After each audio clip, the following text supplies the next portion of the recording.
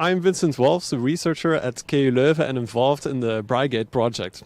We're standing here in the heart of the city of Antwerp, where currently around us one of the innovations selected in the Brigade project is being constructed. And this innovation is an intelligent green roof called Hydroventiv of the company Digital ID. And in the Brigade project we're going to test this innovation and try to improve it. In this short video we'll show you some of the installation works that are happening at this moment, and we'll also explain you why this green roof is so smart. We've also invited some of the end users and partners which will give their view on this innovation and explain why this innovation is important to them. Hello, I am Jean-Christophe Grimard, the R&D director of Digital ID company.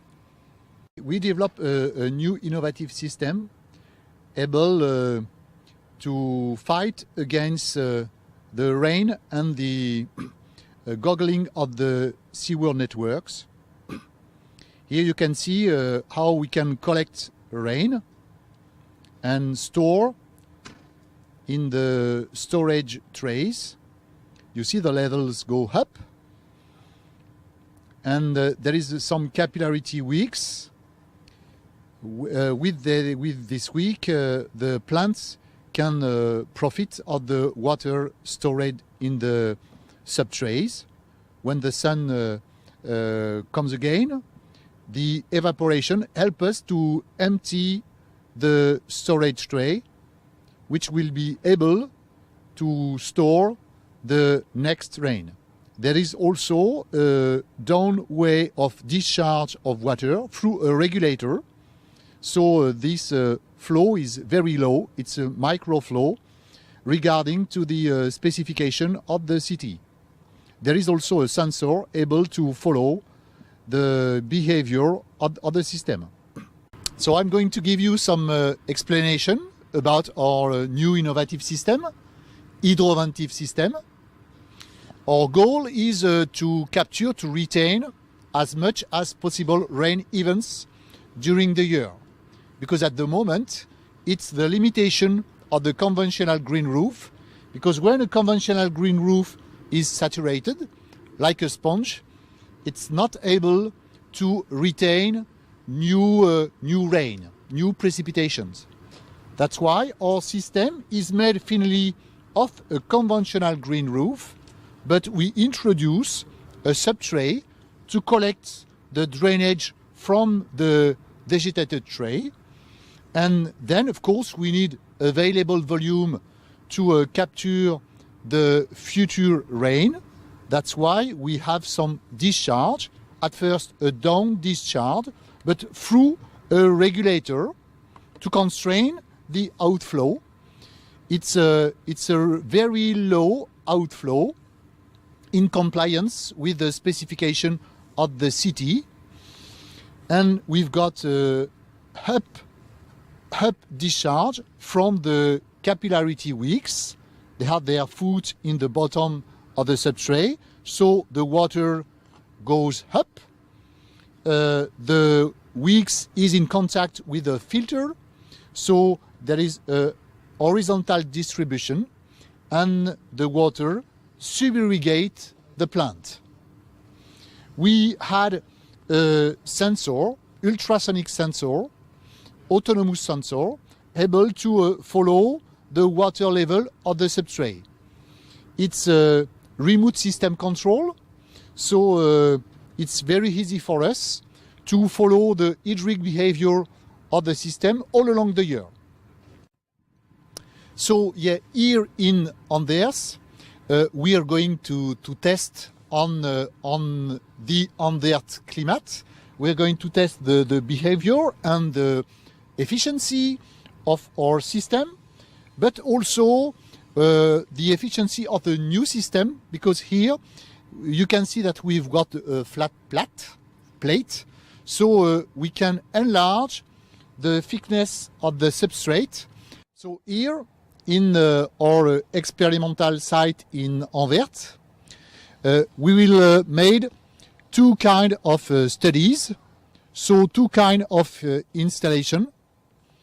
In this part of the roof, we will make a real hydraulic measurement, and we will compare different kind of a green roof, conventional one or new Hydroventiv system, and the second version with a plate and with a thicker, higher thickness of substrate, to see if we are able to retain all the rain of the year and to have no discharge towards the sewer system, to completely disconnect the roof. On the second part of the roof, we do not make measurements, but we are in an in situ condition, and we have two kinds of green square that we have installed above our innovative system, and we choose two kinds of vegetal aspects on this green roof. One more biodiversity aspect, with wild vegetation, able to attract birds, insects, and we will see if we have a spontaneous development of plants. And on the second square, we'll make a more planting aspect with a specific plant, specific color. Hello, my name is Maarten Paquet. I work here at this campus for Beweging.net. Beweging.net translates as movement.net. It is the network organization for the Christian workers' organizations. It is a social organization. Well, you might wonder why a social organization is involved in climate adaptation. Well, we are fighting poverty and inequality, and with climate change, those things will get worse in Antwerp. The neighborhoods where the poorest people live are known to suffer from more pollution than other neighborhoods, and with climate change, that will get worse. You know that disadvantaged people don't have the means to cope with new risks like urban heat or extreme flooding. That's why we want to get involved in this. So that's why we started a program in Antwerp 2 years ago to raise awareness on the subject of climate adaptation. We wanted to raise awareness with citizens, with policymakers, and with organizations. We started with some information sessions where we investigated the effects of climate change for the city of Antwerp, how we could adapt the city to these effects, and what role there is for organizations, the policy-making level, and all citizens living in Antwerp. But we didn't want to stop by raising awareness. We also wanted to really get involved and do something. And that's why Beweging.net is actually engaging itself in small-scale local projects on climate adaptation. So when we heard the KU Leuven and the Brigade project were looking for a roof in the city of Antwerp where they can install and test this green roof, we wanted to be that roof. We think it's a great opportunity for us to keep raising awareness and to help spreading innovative ideas on climate adaptation to make the quality of life better in Antwerp. I'm Nora Danko. I work for the city of Antwerp. My job is greening the city. Competent organizations and schools to put as much green as possible around their house, in the street, on the roofs. We have been doing this for quite some years now. But last year we have started with a project where we also start talking about climate adaptation and climate robustness. With this climate robustness project here in Sint Andries, it was really nice because so we do this whole process in the area, and just now the project Brigade is also active, and brigade was looking for sites to do innovative experiments. So for us, it was just perfect because immediately we can bring these innovations here in the area, and because of the fact that we are in a close relation with people and organizations here, it was quite easy to find interested roofs. And a bit funny in this case was that several roofs were nominated not by the owner itself, but by neighbors who thought like, I'm looking at such big grey roofs from my window. It would be really nice to have a green roof by the neighbors. So these people there, they were nominating the roof where we are standing now. Unfortunately, Printnet was nominating its own roof as well. So for us, this was the ideal setting because it's kind of a win-win for the neighborhood and for the organization. KU Leuven is one of the principal partners in the Brigade project and leading work package on extreme weather. And together with the other partners in the Brigade project, we've selected multiple external innovations in a stock-taking process. And the Hydroventiv green roof came out as one of the most promising innovations in the first phase of stock-taking. For this innovation, we will work in 3 different phases. So in the first phase, at this moment, we are going to install the green roof and we're going to monitor it during several months.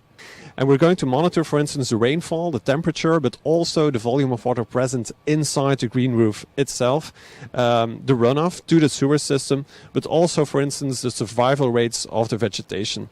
And all this monitoring will allow us to model the green roof in a mathematical way and also to provide suggestions to improve the green roof itself. In the second phase of the project, we're going to upscale the effect of the green roof to see what widespread use of this type of green roof would be if we implement it on multiple roofs here in this region. And therefore, we're going to create a hydraulic model first of the city of Antwerp to quantify the flood probabilities.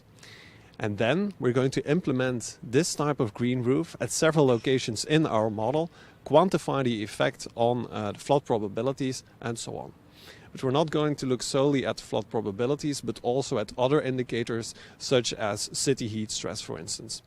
We're also going to improve the green roof. So for instance, we're going to look at different outflow regulations and which of those will be most effective. And that also includes real-time control. So based on detailed weather forecasts, including uncertainty, based on our simulation models, and based on sensors that we install here on these green roofs, but also in the sewer system, we can then simulate what's going to happen in the next couple of hours.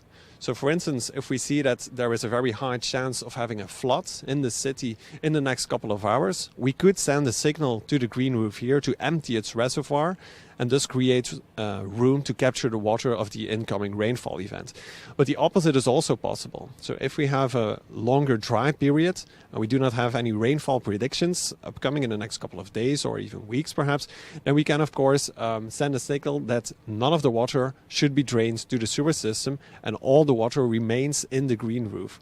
So that means that there will be more water available for the plants. Plants will survive longer in drier periods. There will be more evaporation and also perhaps a cool down effect on the environment. So in the third phase, we will disseminate our results and set up workshops together with the City of Antwerp and also Beweging.net to inform the local people about climate risks, to create awareness and to tell them about the different innovations that are being tested here, but also at other locations. We will also reach out to potential end users and try to promote the different innovations that are selected in the Brigade project. So we expect the first results in about 6 months, but in the meantime, if you have an interesting innovation that you would like to see tested yourself, or if you have a suggestion to improve our research, you can always contact us, of course, or one of the other partners in the Brigade projects. Thank you and see you soon with the first results.